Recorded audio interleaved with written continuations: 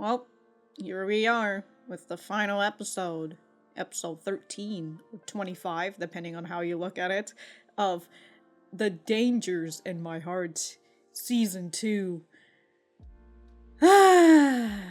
Just knowing that we won't be getting Season 3 anytime soon, just because we don't have enough material for it. It's a little sad, but at the same time, I'm glad that we've got Season 2. It has been such a freaking blast for this season.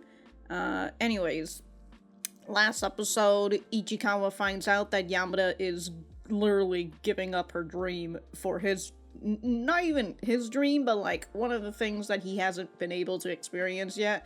So he was going to try and talk to Yamada, but now they're in a bit of a precarious situation where he's inside her dorm room with all the other girls, so we'll just have to see how he's gonna get out of that.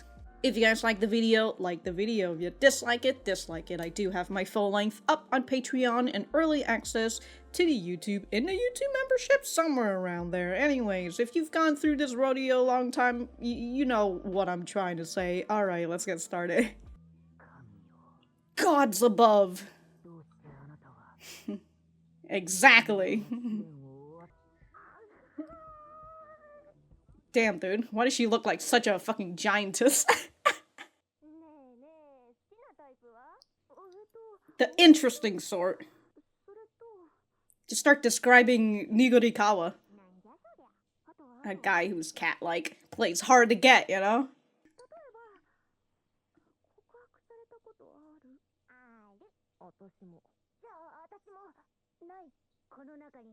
One of these girls is lying.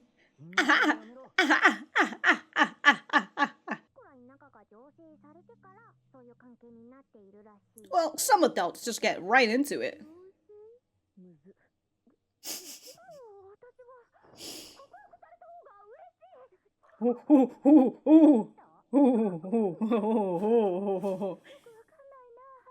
Yeah, she'd rather just fucking get into the punch. She's an espresso sort of gal. Kissing? Or holding it? Oh, sorry. But if they... What if Kanzaki's keeping you covered, you know? I love that it's censored. Hey, look at her hand. It's... Yeah, you know, she's so grown up that she's willing to give up the audition.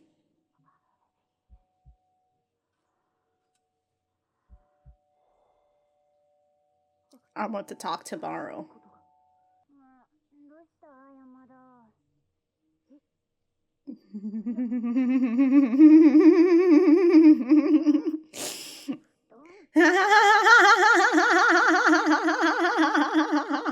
Why is everybody awake? Oh, it's Kanzaki.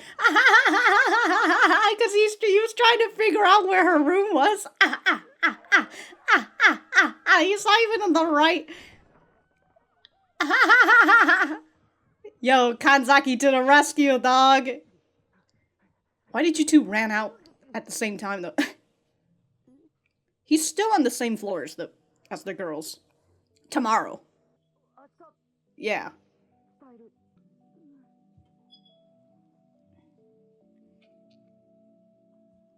Damn. Couldn't tell where that blush comes from, like... Maybe she's a little happy that they're gonna get a confession, but then at the same time, if it were to happen, right, she would not go on the...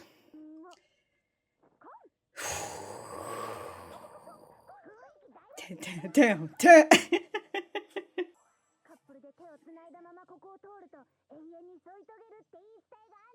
Superstition. Yeah, who do you wanna hold hands with? Oh! So she's just a fucking liar! But where are you gonna... Yeah. Well, you're gonna have to get her alone with... You have to get alone first.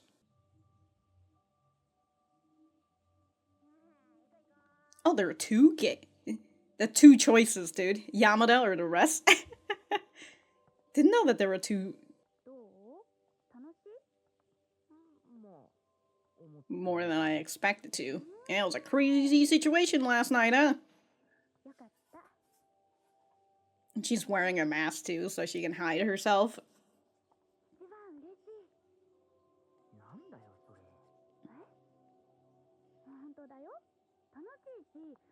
Happy and fun.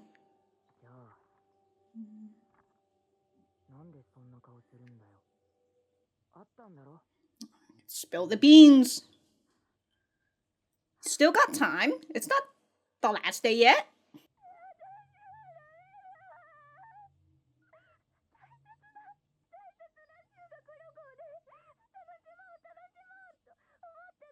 Come on, Yamada. Why can't you be greedy?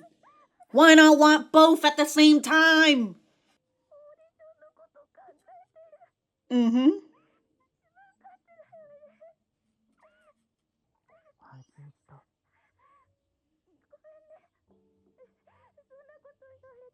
Relief knowing that all she's thinking about is the audition and that turning back to her job brings her tears. Mm-hmm.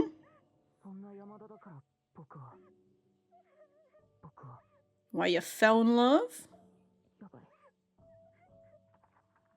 Oh no, he's putting on the mask.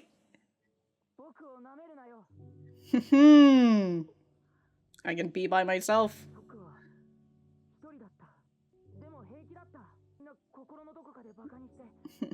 The darkness that is him compared to everyone else. That's the fucking manga. This is from the long shot of the manga in like first volume, I think. I made friend, and then I made friends. Oh, you sometimes talks to those dudes too?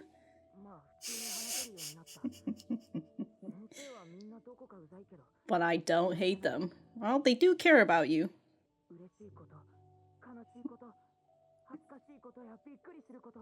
All of them with Yamada, huh? Aww.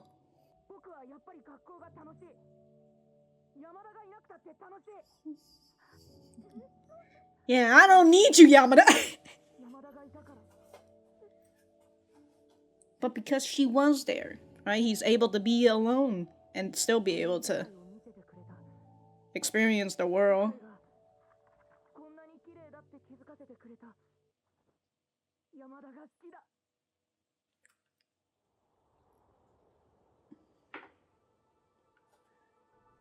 What a tear-filled confession.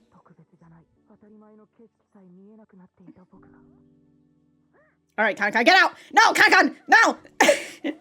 No, Oh, gotta grab... Not grabbing her hand exactly, but... close enough. Oh, now they're holding hands. Then they're running through the torii gate.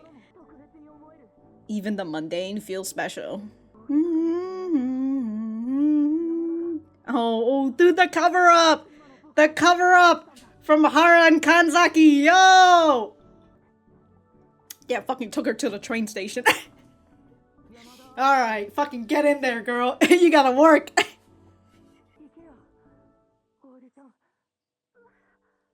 And that's what Yamada needs. Confirmation from Ichikawa. Hop on the next bullet train. Yeah, fucking get going. Oh, all your snap. Damn, he fucking prepared. A fucking farewell gift too. Shit. That you like him?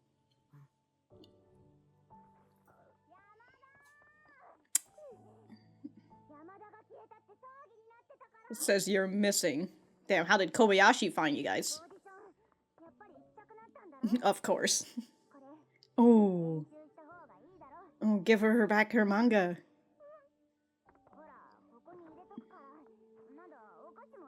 Damn.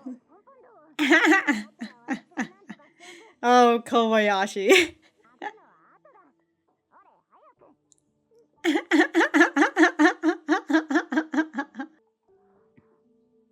You can do it? It'll be alright. It'll be alright.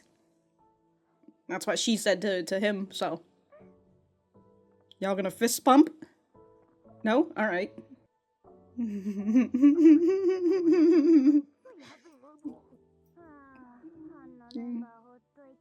She didn't even fucking know this, dude.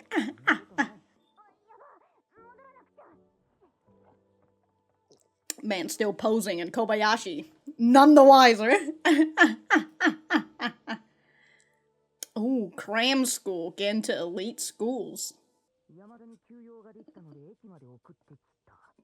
Don't worry. Don't worry.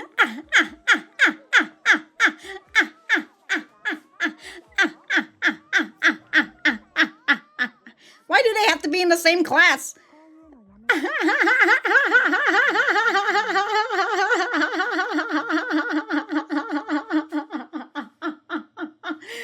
Ooh. Thank God, Hara.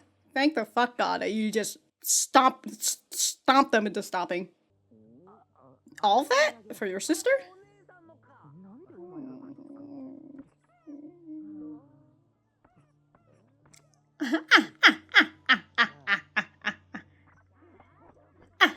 Look at them sword fighting. Look, the girls were in fight with somebody with other classes.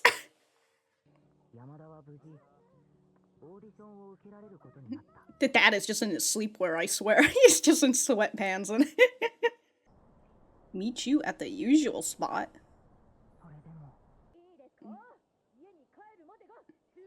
Did you go through your audition? Oh, we had a recap of season 1, and now here we are with a recap of season 2. Oh, here's Nigurikawa. Where's our usual spot? There's so many usual spot.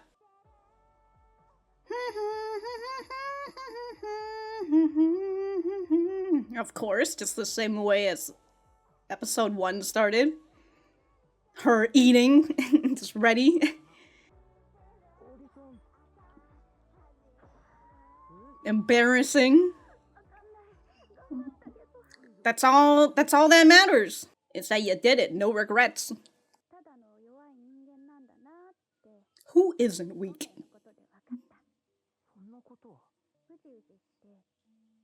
Always wishy-washy and jealous of people. But I like it. Oh, full name and everything.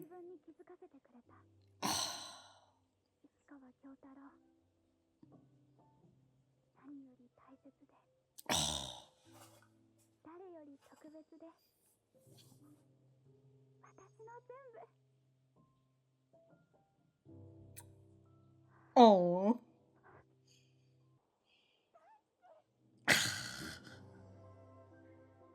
We got it, folks. The two of them confess to each other. There's no misunderstanding between them at all. Oh shit, she's doing the finisher. Oh, he sees her through both eyes.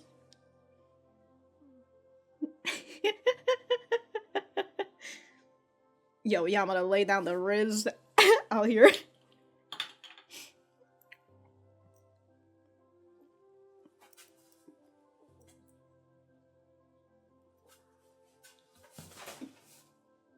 The fucking idiots! The fucking idiot! Oh! Caught me off guard. I was trying to find napkins. Hello?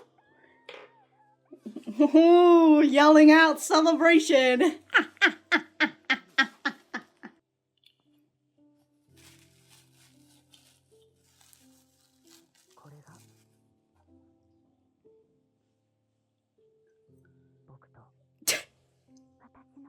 How we fell in love.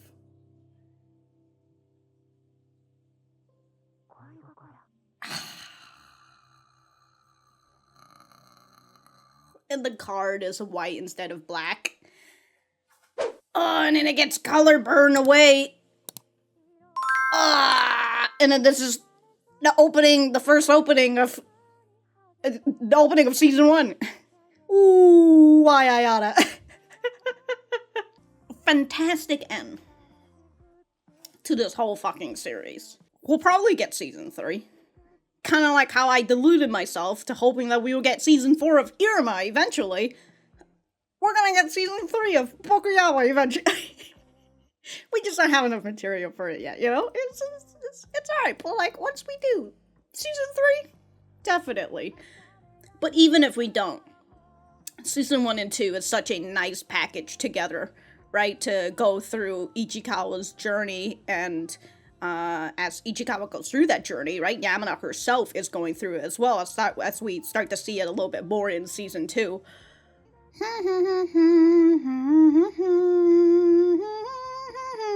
Oh, that kiss, dude! And then both of them just holding hands to the sunset. That's so fucking good, dude. It's so fucking good. Don't even get me started on how they decided their thumbnail was going to be Ichikawa and Yamada looking at the torii gates. Ooh. Alright, well, I am gonna go right back to the center. And, well, yeah, we will be back to the center. Alright. That's how anyways, we're gonna go. Alright, so that was episode 13 of BokuYaba, or episode 25 of BokuYaba. Again, however you're counting this. Let me know what you guys think about it in the comments down below. You know that I always like talking to you guys, and before the people, technically a lot of people have already left by the time the discussion has come.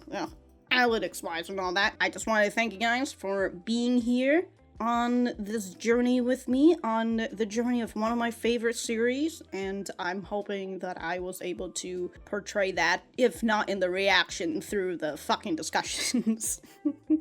So, I appreciate you guys being here, and I also appreciate you guys, talking about the series and, all the little manga bits as well. So, that's very fun. For me, with this episode, I believe I've said it, I thought this was a great end to the series, and even if we're not gonna get season 3, the season 1 and season 2 just wraps everything up so nicely, and the best part is that this is not the finale at all, right? Not like a lot of other rom-coms where it ends at the fucking confession.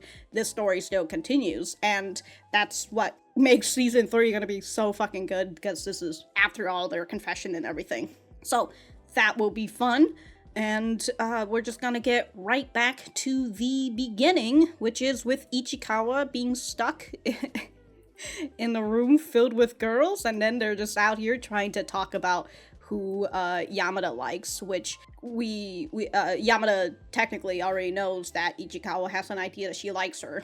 Right, so she's just kind of, but she's still a little shy talking about it with the other girls and all that, but she still says, the interesting sort, a guy who's cat-like, playing a little hard to get, play a little game of hot and cold with her.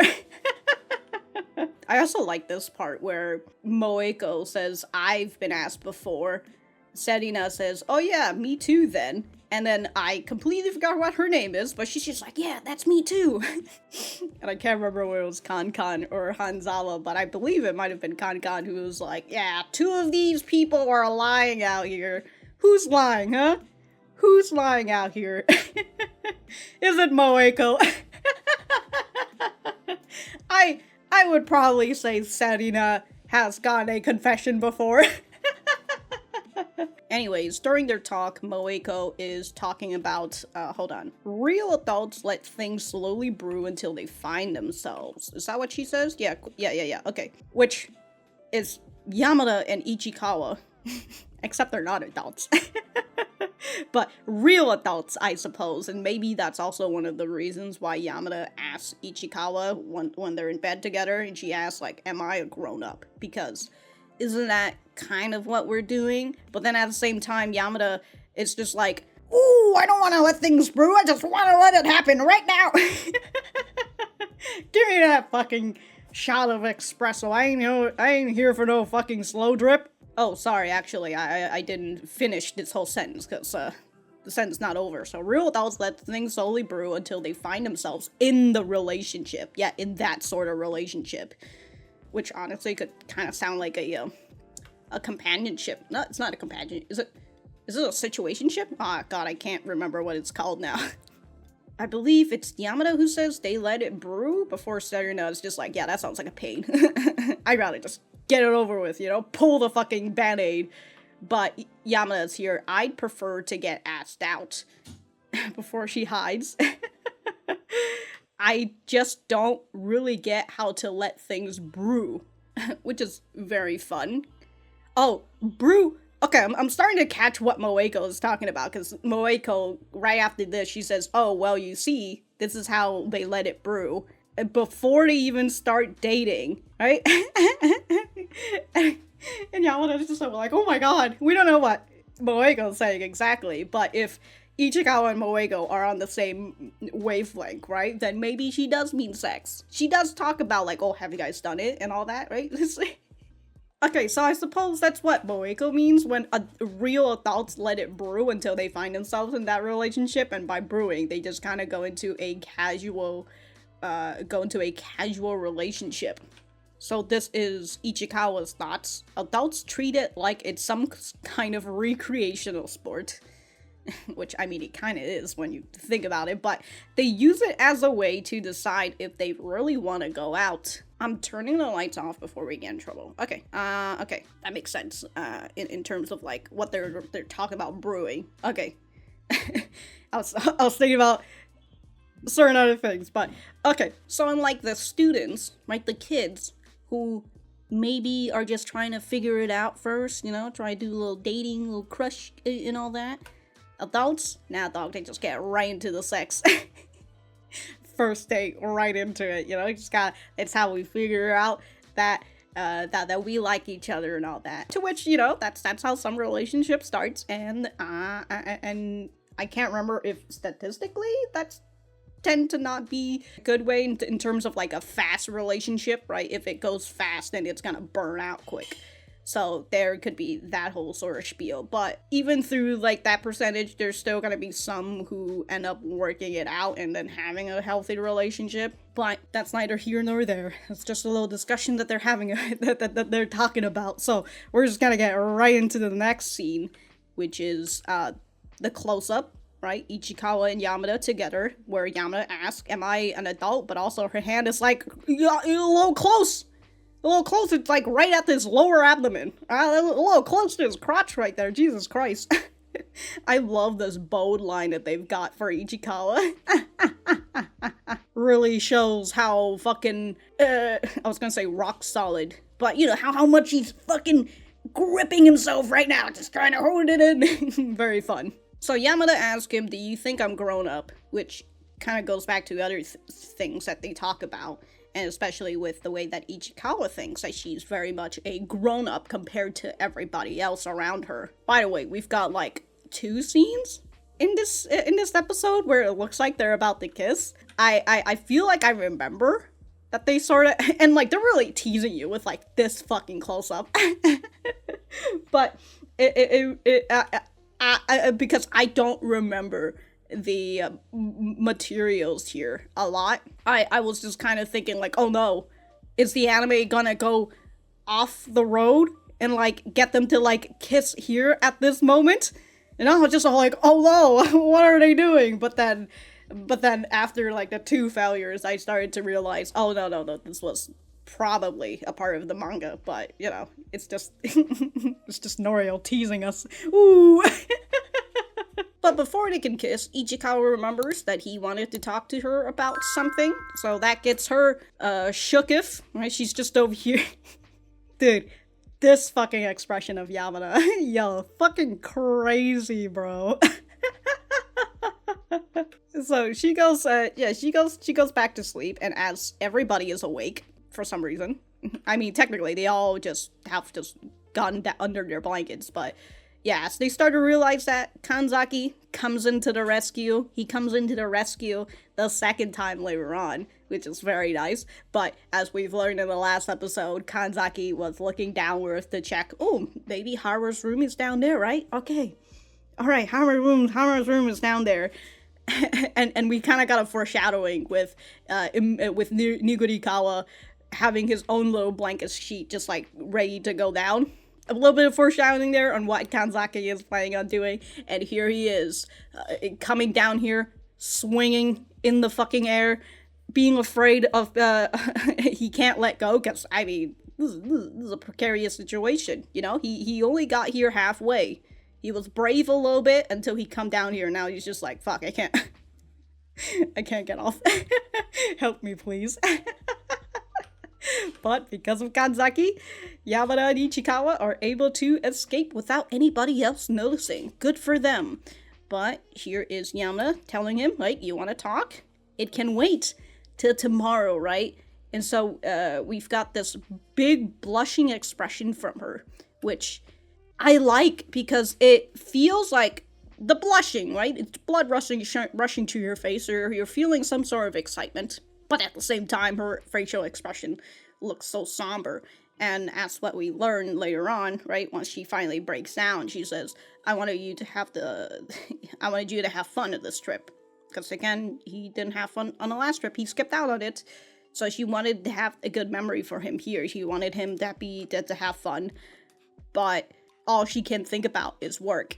And and which would also make this an issue if Ichikawa was to confess to her in the first place, right? If he confesses to her and they didn't go through this problem that she had, it probably would have made her, and like if Ichikawa did not give a single shit about her audition, right? It would make her feel a little bit more obligated to stay, I would presume, right? Because she was already willing to give up until Ichikawa is the one who told her, no, go to the audition, fucking do it. Yeah, so that's why this expression of Yamada is just so nice. It's somber, but she's excited because she feels like there might be a confession. And especially with her yelling out that she wants to be the one person who gets confessed to, and him telling her that we need to talk tomorrow. Like, big excitement, but also very sad at the same time. I enjoy it. And so here we are in the next scene with the hecking torii gates, which I did not know that there were 2 paths. But there it is. We've got Kankan, who is out here lying about how if a couple passes through here while holding hands, their love is going to last forever. A lot of superstition shit, which Yamada was a little excited about, but I love that Hanzawa was just so real, like, yeah, I googled it, I don't see anything about that, about this superstition. Hanzawa out here coming in with the play, dude, with the support. Here we have Ichikawa trying to figure out how is he going to bring up the audition, right? How, or about how he doesn't want her to worry about him. He doesn't really know how to go through it yet, but hey, once he was at that situation, he did pretty fucking good, dude. But as he says here, if she's only here for my sake, I can't take it. But off she goes in her Abita's backpack. Such a nice scene here as she looks back. We know that we assume that she probably has a gloomy face because she has this mask on. But again, I didn't know that there were 2 paths of the gate here. But I love that it's kind of like a choice. Also, I see Kanzaki right here. It's a choice between Yamada or the rest of the class. The group, essentially, right? The group that, as he says, he has made friends with. He's able to talk to girls now, for the most part. But the reason why he's able to do this all along is because of Yamada. And so he runs to Yamada. I mean, no fucking brainer, right? As they're walking through these gates, Yamada asks, are you having fun? He's like, more than I expected to. And so she says, that's good. I believe I might have missed a little bit. I'm happy to hear it. That's what she says. I'm happy to hear it. What's that mean? I'm happy that you're having fun, even though I'm not. So, happy and fun, she says. And that's when Ichikawa takes off the mask, right? How can you say happy and fun when this is your fucking expression, huh? You had an audition booked, didn't you? Yeah? Oh yeah, the voice actor for Yamada. Which is, the voice actor for Laini. Ooh, ayayana. But great voice acting from her this whole time. And especially when, Yamada goes into a bit of a crying session, you know? It's always good to have a little crying session. I think that she's really good at that. Also, maybe her voice is just going a little bit too close to my ears, but like that's just me not really liking those type of sounds. But I do think that Ichikawa's voice actor did a great job as well. So there's that for the voice actors. I'm sorry, says Yamada. What are you apologizing to me for? And so here she goes, crying. Dude, these fucking tears, they were going fast. Like, look at them. Look at these tears. They're going down so fast. Holy shit. They were like shooting stars when I saw these tears. They're not even streaming. They're just going down so fast.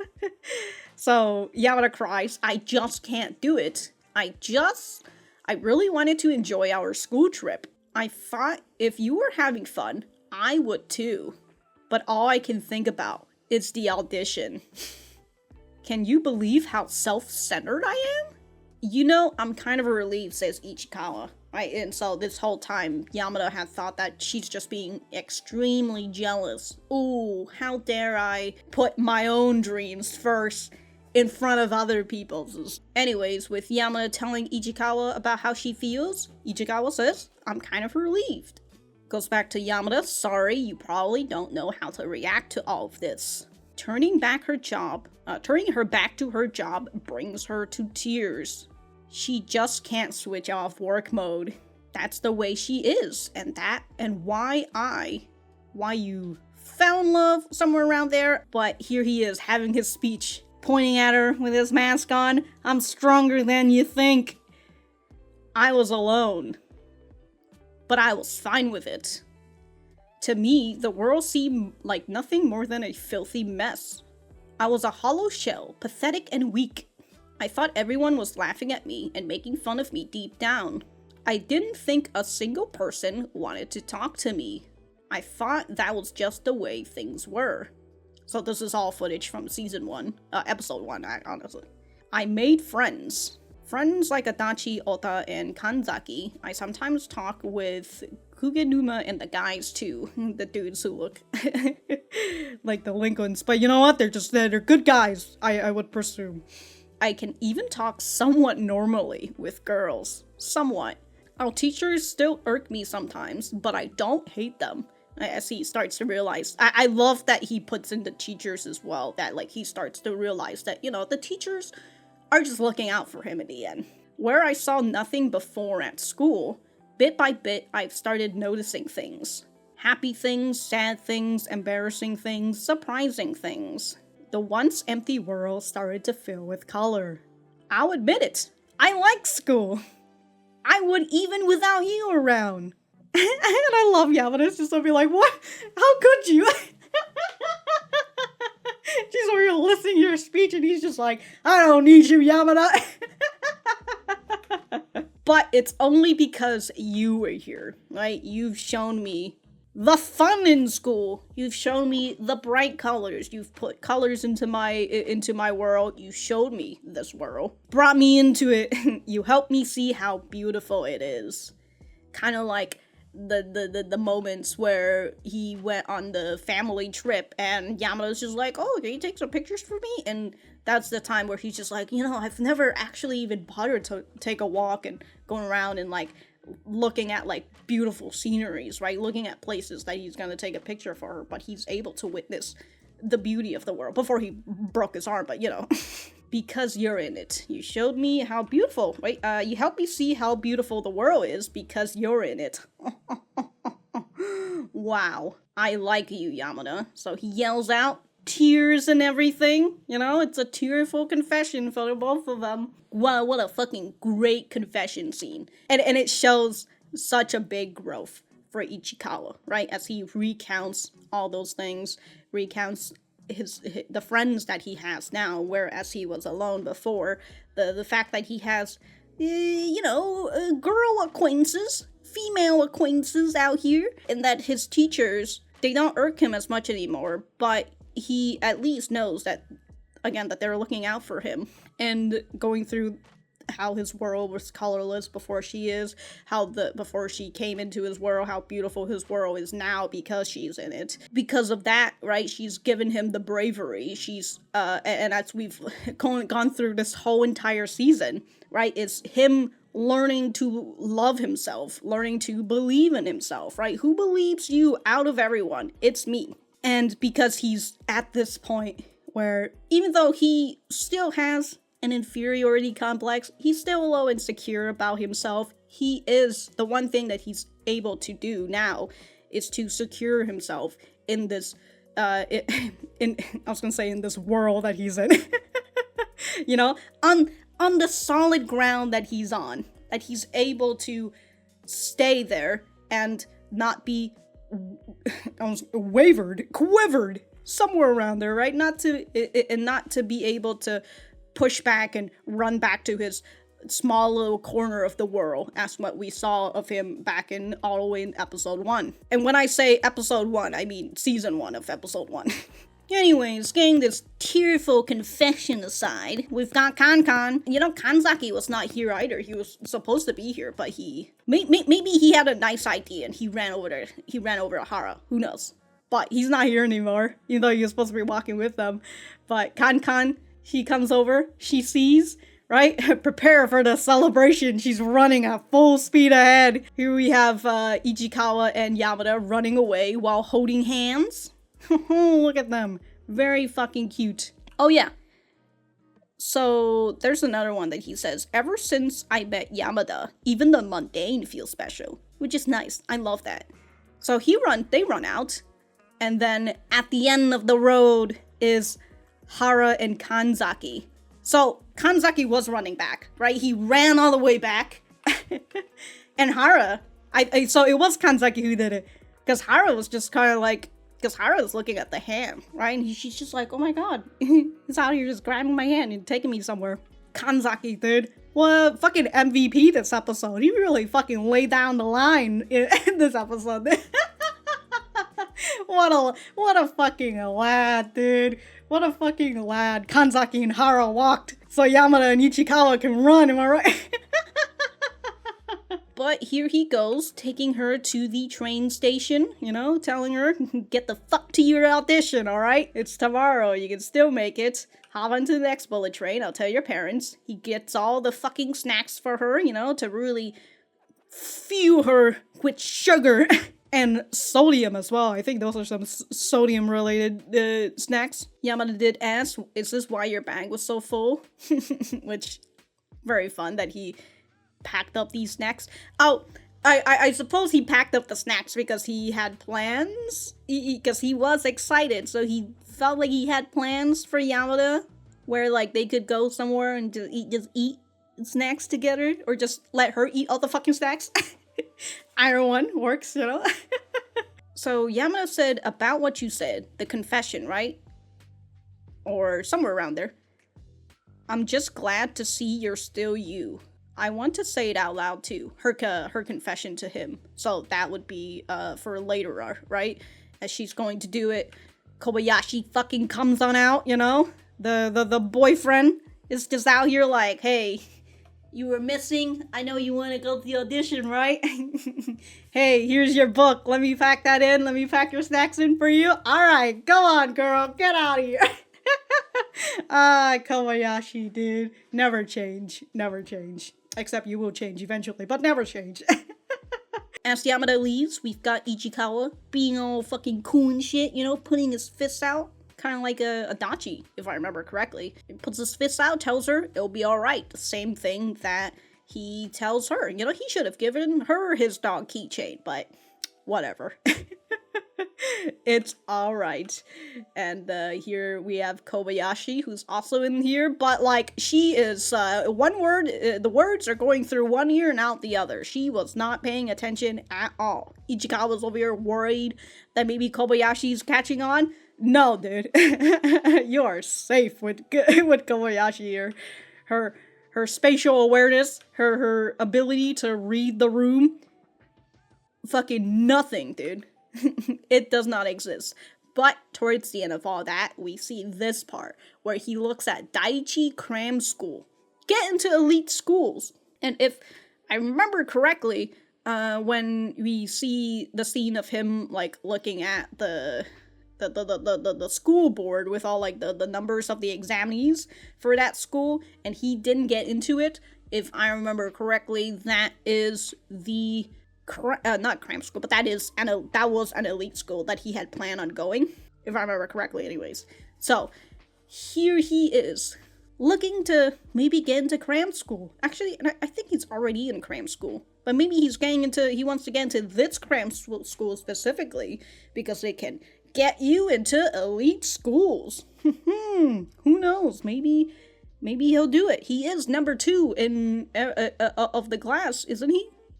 Number 2. I know he's not number 1. But coming back, we've got the mob flash thing. I really enjoyed that Serena and Moeko decided to just be a part of it. They did say, Hanzala did say that she's got everybody to train for it. It's very unflashy, I will say. Very unflashy. And even KAKAN is not satisfied with this, because she's like, they're not even in the same class! To which, what? Are you a fucking separationist or something? Why do they gotta be in the same class? Don't you think it's a little cuter knowing that they're in separate class and they're still getting together? Come on now, KAKAN. Goddamn. But we have Hara, who's putting on her own little display, her own little display of yandere face, it's end this shit right now. Can you please stop this? Honestly, please.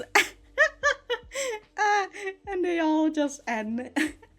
Even Kanzaki is a little upset, which again kind of goes back to the whole feeling of like maybe Kanzaki.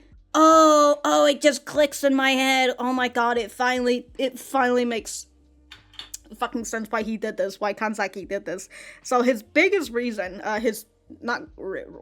gripe, the issue that's keeping him and Hara from becoming an official couple is that he confesses to her multiple times, but she always takes it as a joke. So I would presume he knows what KAKAN is. And maybe KAKAN was talking about it too. And so that's why he's like, okay, I got a great idea. I'm gonna fucking run back to the torii gates and also maybe he heard about what KAKAN was talking about, how if you hold hands through the torii gate, you'll be lovers forever, or somewhere your love will be forever, somewhere around there.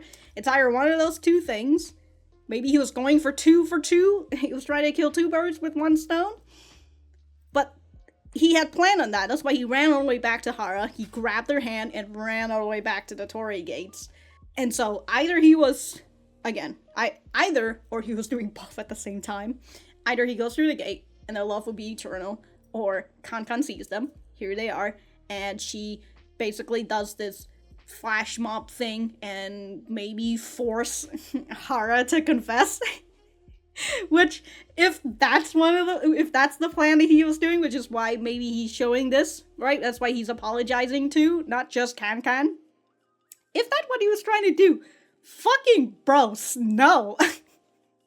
I'm fucking glad that Hara is just over here, again, laying down the fucking law. Stop this. Don't fucking, can we just stop, please? Thank you. I'm glad that she's not over here, in for the peer pressure or anything. And as we've learned, Hara and Ichikawa are similar to each other. And from what we've heard from Ichikawa saying to Yamada back in the Shibuya date, that was like episode 7 or 8, somewhere around, no, not 7 or 8, it's 10 or 11, somewhere around there. And so Ichikawa at that point had said, if I have something to say, I will just say it. Right? Doesn't matter if it's rude or anything. If I've got something bad to say, or somewhere around, not something bad to say, but if I don't like it, I'm gonna tell you I don't like it. There you go. That's why he says to Yamada. And if Hara and Ichikawa are similar, here is Hara saying what she doesn't like out loud. After that, we've got Ichikawa buying souvenirs for his family. They're all just, they all really want different things, and I just love that here he is, trying to buy everything for his family, although he just says, a present for my sister, to which, as we've seen 2 episodes ago, Adachi sees his sister and is just like, yo, she's pretty fucking hot, so there's that. But here we have a bit of playfulness from Ichikawa, getting the knife and fucking stabbing him with it. I love that. And then the both of them just really get into it and they just start fucking sword fighting. Which, you know what? This is the other sword fight that they've had. But I enjoy that, you know? He's out here having fun, just being little goofballs out here, you know, getting in trouble with the teacher. And then the girls are fucking fighting with the other. Yo, look at Kobayashi, dude. Look at her trying to act like she's fucking taller or some shit. Just like, ah, that's so fucking good, dude. That's so fucking good. You girls, cut it out. But the trip is slowly coming to an end, and he got somewhere around here, right? He had gone. I think she made it afterwards, but like, yeah, she safely went to her audition. He got a phone. Yeah, he did. I just can't see. I just unfortunately cannot find a frame for it. But she texted him, right? I want to see you at our usual spot. We've got Ichikawa, who's just over here like, where's our usual spot? Where the fuck is this? Which there was a Twitter comic, or like it was an extra chapter where it was Ichikawa trying to go through all of the other usual spots, but I remember this is also a part of the chapter itself, right? He's trying to find their usual spot, running everywhere, and also gives a nice little recap too, in case, you know, all the other recap that we saw during the scene isn't enough. You know, we gotta go through all the scenes at the usual place that they were at, and of course the place that she's talking about is right at school, and it's in a similar feel, as I've mentioned, right, and how Season 1, Episode 1 starts off. He opens the door, she's surprised, except, you know, she's about to put the food in, but Episode 1, she already has the food in her mouth. But here she is, illicitly snacking. Ichikawa asks her about the audition. We didn't get to see it, but here she is, a little embarrassed, right? She doesn't know how she did, but she did her best, and no regrets come out of that, right? It's better to come into this audition, maybe not get a role, but at the very least, you know that you were able to take this chance instead of not being able to take a chance. I think having the regrets of not doing it can be can be a lot harsher than actually doing it and then facing rejection. Although I guess that also really depends on how you feel about rejection, huh? This time around showed me I'm such a weakling. That's not true, says Ichikawa. Always wishy-washy and jealous of people, says Yamada. Thinking negative thoughts that get me anxious. I'm a mess. But I like who I am. I'm a goddamn mess, but damn, dude. I think I finally realized that. And so, that's why everything around me is so important and so special and so lovely to me. Because I'm a mess. Kyotaro Ichikawa. Whew, you made me realize who I am. Kyotaro Ichikawa. You're more important than anything. Oh my god. More special than anyone. My god, dude. She's really out here trying to one-up him from the last scene of him confessing to her. Like, shit. You're my everything, right? And I do love the way they did the title sequence as well. But it's towards the end of this, right? After she confesses, I love you. Again, another tear-filled kind of confession. Just the both of them crying about it. Very good. And also, Ichikawa was, his was cut a little short, you know? Maybe he would have asked her out too, but he didn't. So Yamada's out here doing it for him. Laying down the fucking line, you know? Letting him know where exactly they are. Not only did they confess, now they're going out, right? She asks, will you go out with me? And then Ichikawa's just over here, yes? Sorry, he goes, wah, first. And then he goes, yes. He just, So good, dude. Man, so flabbergasted. And then we've got this scene where the both of them are trying to fucking kiss, but they don't understand how to fucking kiss. It's so fucking stupid. And then they just bump forehead. Like, damn, dude. The both of them were really adamant in getting in that kiss, dude. They're ready to just go. Just fucking crash their fucking teeth against each other. But at least they bump forehead and not teeth, because that would have hurt a lot more. Despite them not being able to kiss, you know, it failed in the end. Gives him a little kiss on the cheek. Oh. I love that Ichikawa did like a bit of an awkward laugh. He's just like, haha, yeah, That was awkward. If she didn't end that with a kiss on the cheek, he'd probably go back home and just be like, damn it! Damn it! How did I not know how to kiss? And then he's gonna start learning how to practice kissing. But she gave him a cute little peck on the cheek and then ran away, leaving her snacks. Oh, dude, she was frolicking, dude. Yeah, and then she yells out in the class, yippee! Oh, that's so fucking good, dude. That's so fucking good. But she ran out, and she's looking at the sunset, right? He ran out with her just to hold her hands. And the title sequence here, when it's usually Ichikawa who says it. Dude, this is fucking Chad Ichikawa right here. What the fuck?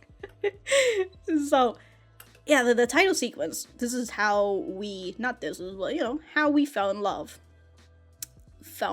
And it's both him and Yamada. So good, dude.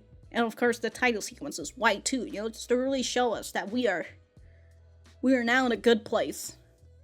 And if we don't get season 2, in the end, season 3, in the end, season 1 and season 2 is such a great wrap up, and the series isn't over. So, you know, if you don't want to wait for season 3, whenever that's gonna fucking come out, I highly recommend the manga. It is so good. It is fantastic. I will say there are parts in the anime that I feel does really well. In fact, might do even better than the anime, because there are just certain scenes that just hits a whole lot more when you have like music and voice acting and everything. But there's no but.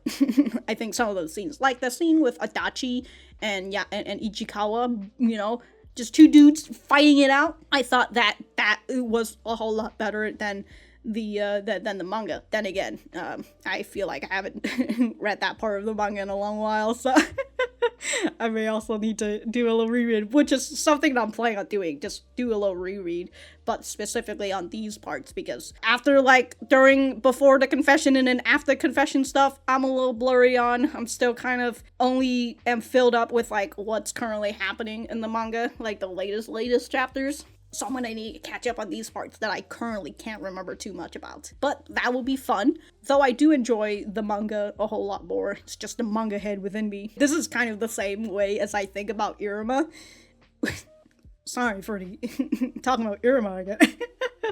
But it's the same as Iruma, where I ended up watching the anime so much more that I start to remember these parts in how the anime is instead of how the manga is sometimes, even though I will go back and I will go read through it again. I just think because it's such a good adaptation, and it makes me so happy just to be able to watch through this again. Okay, I was about to talk about season 2 as a whole, but I feel like I didn't really I felt like I just read this part and then I was just like, yeah, that was a good part. And I forgot to talk about it. But I did mention it before, and here with Yamada confessing to Ichikawa, but before that, talking about how she's a mess and all that, but that's just who she is, and that's just how that's who she is, and she likes herself for that. And it just goes to show throughout this season, second season, we got to see more of Yamada herself, more of Yamada willing to open up and be afraid of all these unknown things. I mean, she's a kid growing up, and she's living in an adult world currently, right? It's a very scary experience for Yamada, and even though she does show, that's what she says, weakness in season 1 as well, that kind of comes from her relationship with Ichikawa. Unlike here in season 2, where she talks about the things that she feels insecure about, and those are stemming from herself, not Ichikawa. Right? She kind of put up a bit of a strong face throughout season 1. I mean, again, she still, like, cries when he fucking was trying to ghost her and shit. That's just her trying to get the cat to come out of his cat cave, right? Ichikawa, the cat-like boy.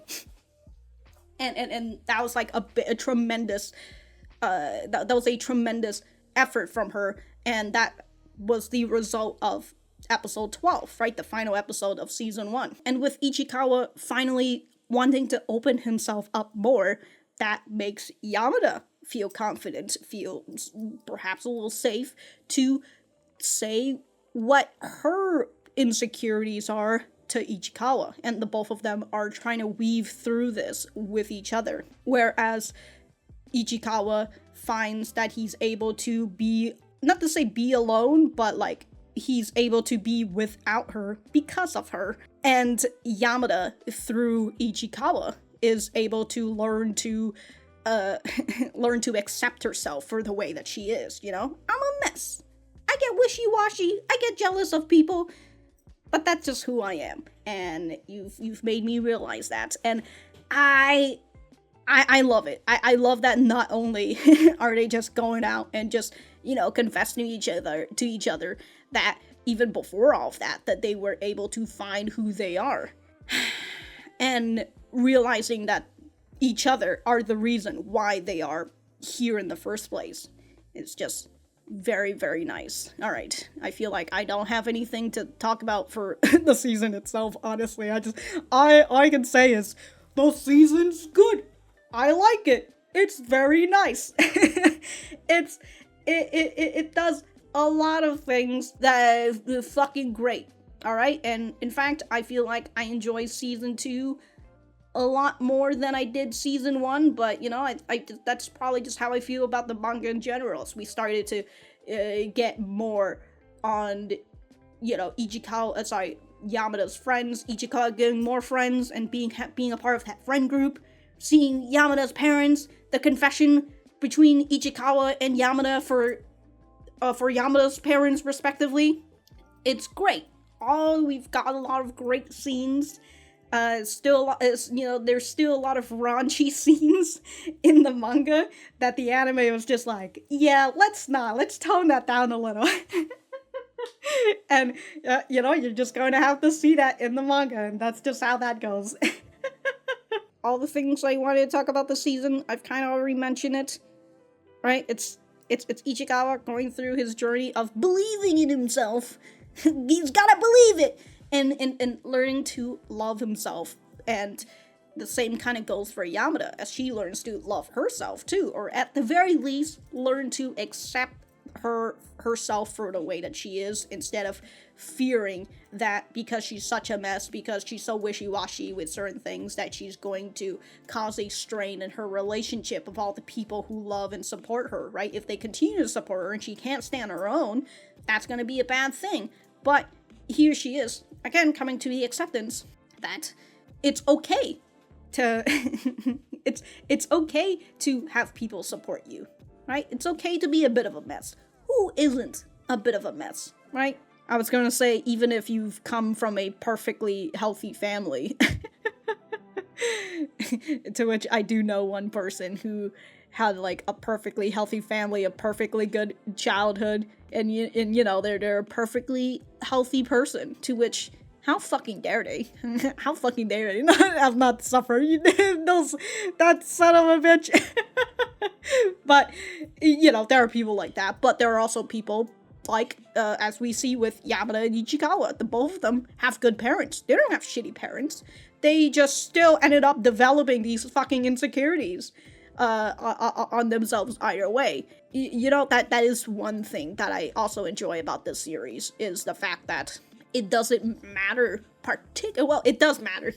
I was gonna say, it does matter that if you have like a good relationship with your parents, or your parents like genuinely love you and they're trying their best to, you know, to support you in every way, kind of like with Yamada's parents. They love her and they support her in what she wants to do. In the end, you know, sometimes just having your parents' love is not good enough. And it still can get you spiraling into, you know, some sort of anxiety or some sort of insecurity, or having an inferiority complex. And so I like that. You can be in a good home and still be a fucking mess. But at least the one advantageous thing that people have in a good household is that they would have a good support system. So there's also that for both Ichikawa and Yamada, that they have a great support system. When they are down, they have people who pick themselves back up. Albeit with Ichikawa, even though he technically has a good support system with his family, he refuses. He refuses them, right? He rejects them. Go away, get away from me, Mom. My sister, get her away from me. She's just gonna make fun of me, right? He pushes them away. But through learning, through learning, I can't English, I'm sorry. Through his relationship with Yamada, right, with him being able to open up, having friends, all that, we can see that he talks to his sister a whole lot more. And they even get to a point where they have serious